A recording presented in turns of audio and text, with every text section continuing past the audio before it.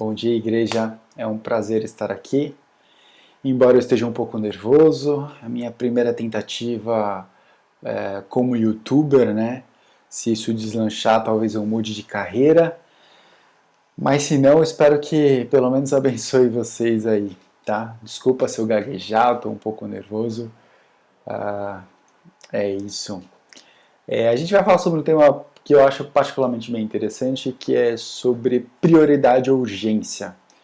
Esse é o título, mas o que a gente vai de fato falar um pouco como a gente tem usado os nossos bens, como a gente tem usado o nosso tempo, como a gente tem usado o que Deus nos dá para a glória dele e como a gente tem priorizado isso na nossa vida. A ideia é a gente falar sobre o texto base aqui, a gente vai falar sobre Mateus 24, a partir do verso 45 até o verso 51. Mas eu queria entrar um pouco antes, eu queria entrar 24 a partir do versículo 1 e falar um pouco, dar um pouco do contexto do que está acontecendo aqui. E aí na sequência a gente vai para o texto base, tá? Então Mateus 24, versículo 1. Todos abriram? Não? Ainda falta? Já? Beleza, vamos lá.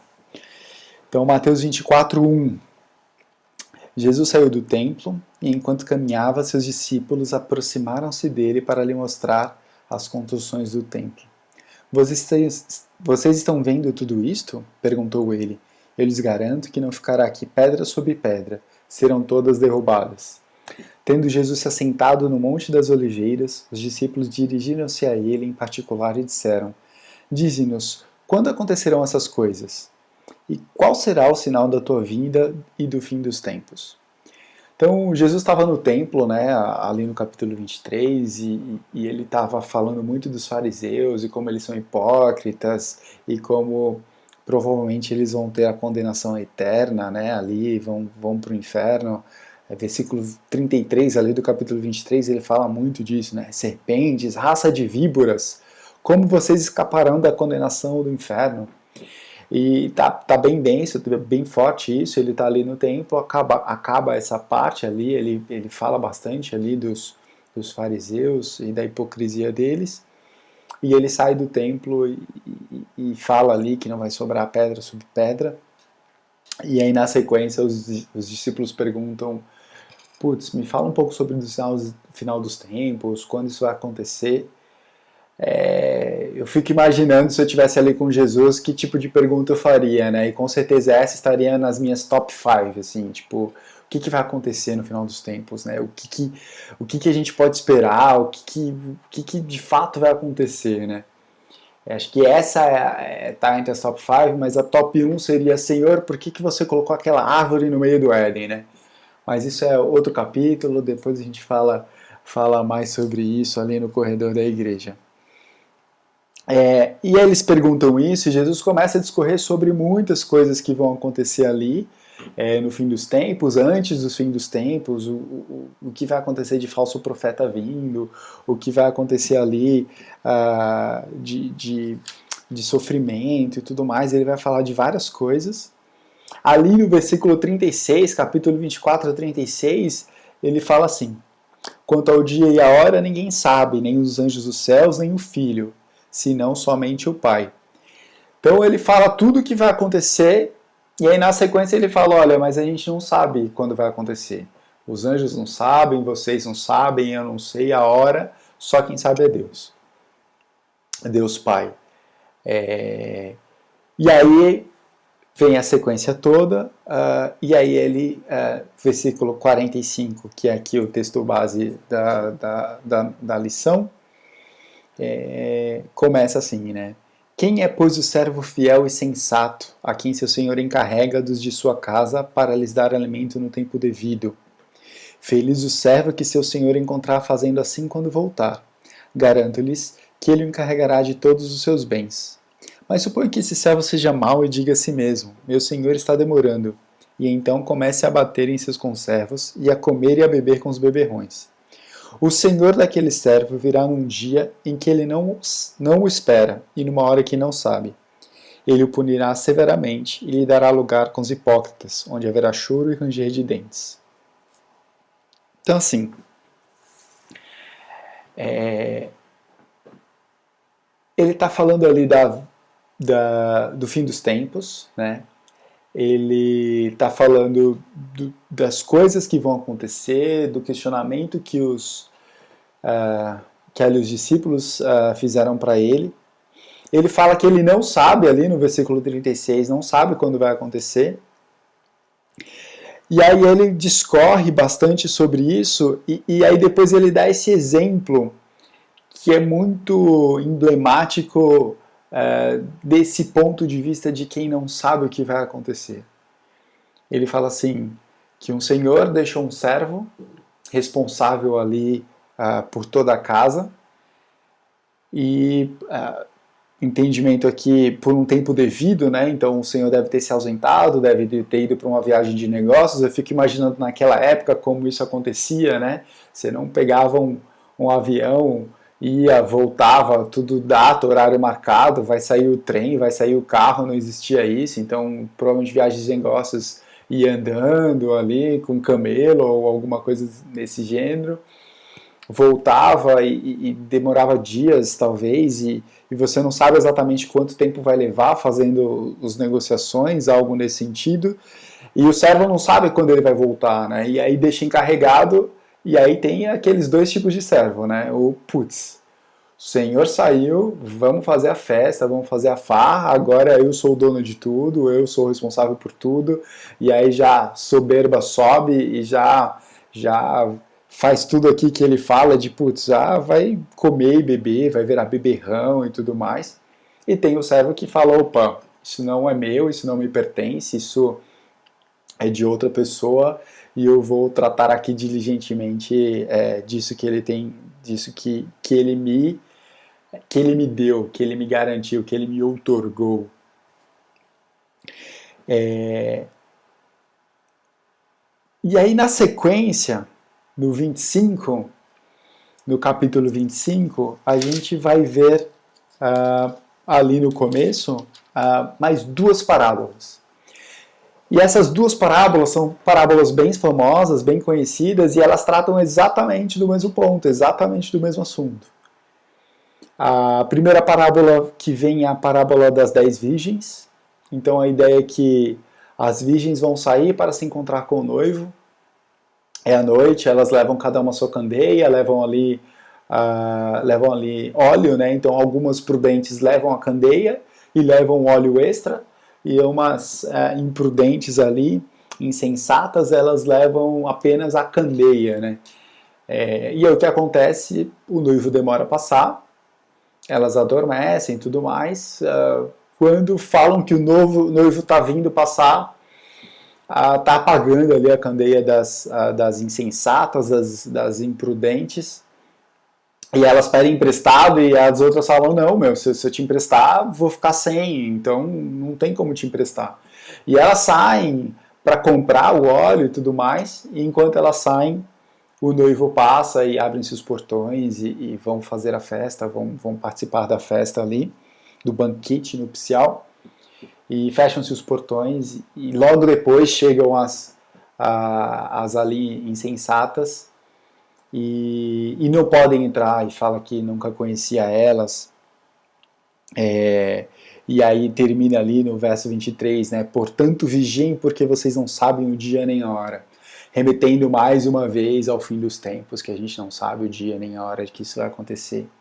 E logo depois vem a parábola dos talentos, né? Então é uma parábola bem famosa, que é, mais uma vez, o mesmo exemplo de um senhor estar viajando, e esse senhor ele vai dar parte dos bens ali, parte do dinheiro, talentos para os seus servos. Então tem 3 servos, vai dar um pouco para cada um, e o primeiro servo, enquanto ele está fora, administra super bem e tem um retorno interessante sobre os talentos que foram dados, e talentos aqui são valores monetários da época, tá? Não sei exatamente quanto, mas são valores monetários da época. O segundo servo também recebeu um pouco menos de talentos do seu senhor, mas conseguiu também multiplicar esses talentos. E o terceiro ficou morrendo de medo do Senhor, dele ser um Senhor severo, dele ser um Senhor que colhe onde não plantou, né, colhe onde não semeou, e ele fica com medo disso e ele acaba escondendo o talento dele, escondendo o dinheiro. Quando o Senhor volta da viagem, ele fala, putz, estou garantido, pelo menos estou devolvendo o que ele me deu, né? E aí o Senhor começa a reclamar com ele, brigar com ele, falando, putz, você sabe que eu sou severo, por que você não fez nada, né? Ele até sugere que você, putz, por que você não deixou no banco o dinheiro? Pelo menos rendia alguma coisa, né? A poupança ali, rendendo 70% de CDI ao ano, mas é alguma coisa, né? Você não rendeu nada, você não fez nada com isso, o tempo inteiro que eu fiquei fora. E aí ele manda tirar o talento dele e entregar pro que tinha mais talentos. Termina o texto, né, o versículo 30 falando, lancem fora o servo inútil, nas trevas onde haverá choro e ranger de dentes. Mais uma vez se remetendo à volta de Cristo, se remetendo ao final dos tempos. Mais uma vez se remetendo que a gente não sabe o dia nem a hora e que a gente tem que estar preparado. A gente não pode ser insensato, a gente não pode ser imprudente. Deus confere a gente bens, talentos, confere a gente saúde, e a gente precisa usar essas coisas para a glória dele, né? E aí, vamos falar aqui, normalmente a gente usa o termo mordomia na igreja, né? Eu não gosto muito do termo mordomia porque lembra muito de regalia, né? Da pessoa que vive na mordomia e não lembra de fato do mordomo. Eu prefiro muito mais o termo administrador, né? E a gente administra bens que Deus nos deu, que Deus nos conferiu. Não só bens, mas nossa saúde, nossos corpos que Deus nos deu. E a pergunta que vem é, mas de quem é tudo isso, né? Tipo, Deus deu, mas é dele, é nosso? Como funciona isso aqui, né? E aí eu queria que a gente abrisse aí nossas Bíblias rapidinho, eu vou achar o papel. Ele está aqui, em algum lugar. Isso é o que dá trabalhar em casa. Você fica cheio de papel. Bom, tá aqui. Vamos abrir ali em 1 Coríntios 6, 19 e 20. 1 Coríntios 6, 19 e 20.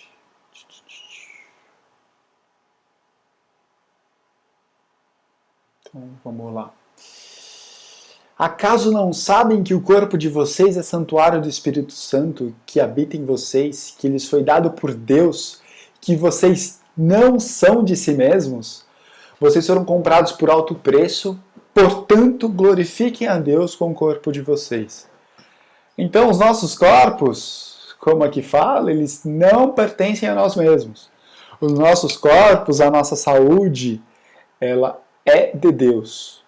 Vamos abrir em Salmo 127:3. Para quem tem filho, eu tenho um filho de 1 ano, pequenininho, aprendeu a andar este mês. Eu gosto muito desse versículo lá, Salmo 127:3. Os filhos são herança do Senhor, uma recompensa que Ele dá. Então, nem os filhos são nossos, né? São Deus que deu pra gente, uma herança que Deus deu pra gente, né? Em relação aos nossos bens, eles são de quem? São nossos? Vamos lá em Ageu 2, Ageu 2:8. Ageu 2:8. Minha prata, meu é o ouro, diz o Senhor dos Exércitos. Meu corpo não é meu, meus filhos não são meus, meu dinheiro não é meu, meus bens não são meus. E aí, o que é meu? Então vamos ver o que é nosso. Então vamos lá em Salmos, vamos voltar em Salmos, Salmos 24. Salmos 24:1. Vamos ver o que é nosso. Do Senhor é a terra e tudo que nela existe, o mundo e os que nele vivem. Do Senhor é a terra e tudo o que nela existe, o mundo e os que nele vivem. O que é meu? Nada. Nada é meu. Tudo me foi conferido, me foi outorgado, me foi dado por Deus para que eu possa administrar para Ele. É bem interessante, acho que um dos primeiros anos aqui, primeiro ou segundo ano que eu estava aqui em Vila Mariana, o pastor Denis fez uma pregação que me marcou muito. Ele fez uma pregação perguntando: quem é Jesus para você? E eu respondi logo: não, o meu melhor amigo. E aí ele vira e fala assim: uma das respostas que você daria é: ele é o meu melhor amigo. Mas essa não deveria ser a sua resposta. Aí eu virei e falei assim: acho que tem alguma coisa que eu não entendi, né? Putz, ele é o meu pai, né? Ele é o pai, né? O nosso pai do céu, né? Tipo, que nem eu ensino pro meu filho, o papai do céu, né? E aí ele fala: você pode achar que ele é o seu pai, mas essa não deveria ser a sua resposta. E eu: acho que eu não tô entendendo alguma coisa direito, né? E aí ele virou e falou assim: ele tem que ser Senhor da sua vida. Ele é seu amigo, ele é seu pai, ele é seu irmão, né, o primogênito de todos, mas mais do que isso, ele tem que ser Senhor. E é super interessante quando as parábolas Jesus usa exatamente os termos de servo e Senhor, porque é esta relação que temos que ter. Nada do que temos é nosso. Nosso corpo não é nosso, nossa saúde não é nossa, nossos bens não são nossos. Tudo é de Deus. E nós temos que ser servos zelosos e administrar bem o que Deus tem nos dado. E aí, vamos fechar esse capítulo, né? Tudo é dele, né? Tudo é dele, tudo que está na terra é dele, mas vamos além do tudo ser dele, né? Vamos lá para Romanos 11, 36. Vamos lá, Romanos 11, 36. Romanos 11, 36. Pois dele, por ele e para ele são todas as coisas. A ele seja glória para todos sempre. Amém. Pois dele, beleza, a gente já tinha fechado isso. Salmos 24:1 é tudo dele, sabemos. Por ele, opa, o que é por ele? Tipo, nada existiria se não fosse por ele. Ele criou tudo por ele e continua existindo até hoje por ele, porque ele sustenta tudo. E no fim, para ele.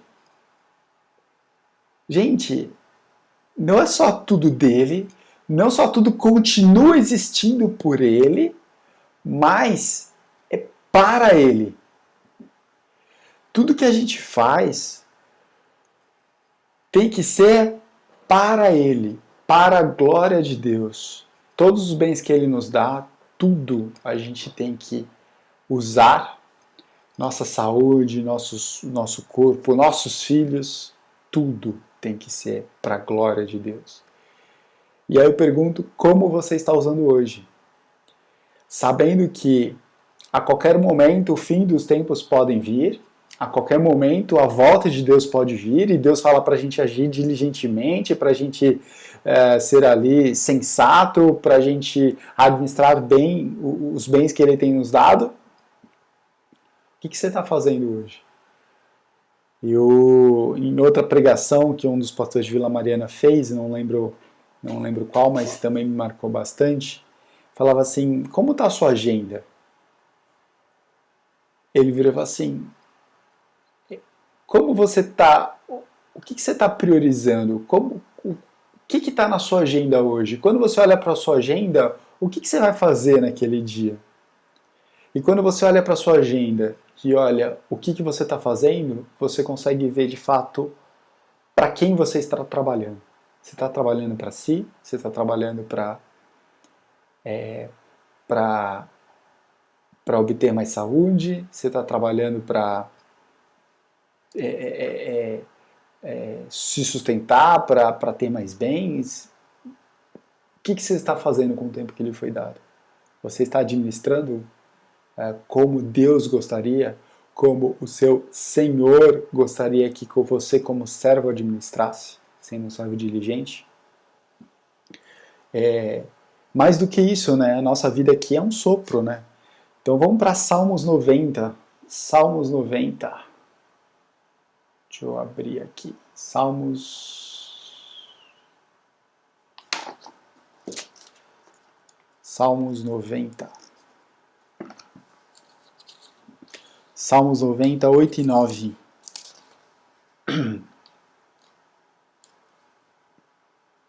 Desculpa, 9 e 10. Todos os nossos dias passam debaixo do teu furor, vão-se como um murmúrio. Os anos de nossa vida chegam a 70 ou a 80 para os que têm mais vigor. Entretanto, são anos difíceis e cheios de sofrimento, pois a vida passa depressa e nós voamos. Gente, não só a qualquer momento o fim dos tempos pode chegar, Deus pode voltar e Ele vai querer achar tudo que Ele nos conferiu, nos deu, sendo usado de forma diligente, como a nossa vida passa muito rápido. A nossa vida voa aqui na Terra. E no 90:12 ele continua, né? Ensina-nos a contar os nossos dias para que o nosso coração alcance sabedoria. E na verdade o que ele está falando aqui ensina a administrar bem os dias que você tem me dado aqui. Me ensina aqui a fazer de fato o que você quer na minha vida. Porque a sabedoria é isso, né? A sabedoria é você entender a Deus e você buscar fazer tudo para a glória dele, né? E muitas vezes a gente não faz isso. Muitas vezes a gente busca ali, sempre faz o mais urgente. E muitas vezes o urgente não é o mais importante.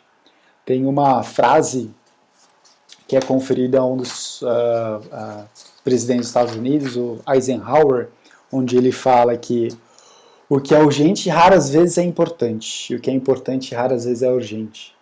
Então muitas vezes, às vezes a gente está ali na urgência, a gente está focando ali nas coisas que a gente acredita que são urgentes, mas muitas vezes, raras vezes, o que é urgente é importante. E às vezes a gente deixa de dar a importância às devidas coisas, né? Então eu vou encerrar aqui com Mateus 6,33, um texto bastante conhecido. Mateus 6,33. Busquem, pois, em primeiro lugar o reino de Deus e a sua justiça, e todas as coisas lhe serão acrescentadas. Então, que a gente consiga saber o que é prioritário na nossa vida, que a gente consiga, de fato, criar uma agenda onde a gente priorize isso, onde a gente consiga buscar primeiro o reino de Deus, sabendo que Ele vai cuidar da gente, porque todas as outras coisas nos serão acrescentadas. E que a gente consiga servir a Deus, o nosso Senhor, da forma como Ele bem aprouver e sempre dando glórias a Ele por tudo. É isso, gente. Bom domingo para vocês. Boa semana.